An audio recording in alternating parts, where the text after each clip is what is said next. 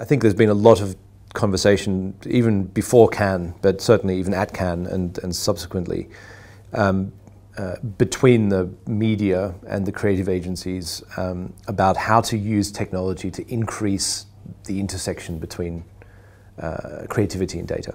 And that intersection and that opportunity arises through many different ways. You know, how do we use data to instruct other parts of the comms planning process? How do we bring together what used to be called above the line advertising with the more targeted media that we do with programmatic?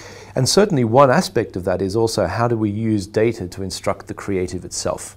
You know, whether you call that dynamic creative or whether you call that data-driven creative, I think different people have different names for it. But certainly there is an immense opportunity for us to use the data that we're collecting, not just to decide what the media placement is, but also to craft the creative in a way which ensures it's very relevant for that user at that particular point in time, given all the data that's available. And you know, I think there's a number of reasons why that's important. One is we know the creative is as important, if not more important, than the media placement itself in terms of driving response and engagement. Secondly, I think our industry needs to continue to ensure that we have a product, an advertising product, which is interesting to consumers and relevant for consumers.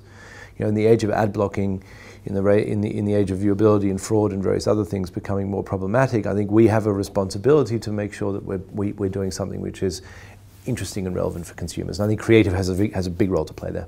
Viewability is understandably a huge concern for advertisers, and it is for us as well. We're completely aligned with our advertisers on the need for the ads that we buy to be given an opportunity to be viewed. It's very important.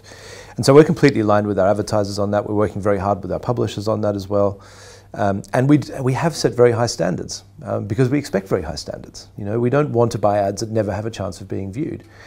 Now, does that mean that a natural response is for a publisher, to create less ad inventory? I think the opposite is actually the case. I think or to avoid advertising. I think the opposite is the case. I think what's happening is that publishers are being more responsible about the types of inventory that they create.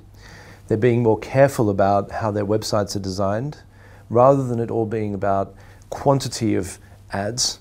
It's about fewer, more relevant, more viewable ads, all of which also contributes not just to a better experience for their user, but coming back to the point that we made earlier about fraud and ad blocking, also creates a better experience ultimately for the people that we're trying to reach with the advertising. You know, I would much rather have one viewable, high-profile, well-executed, well-targeted ad on a page than 10 poorly executed, messy ads where you've got different advertisers all competing for attention.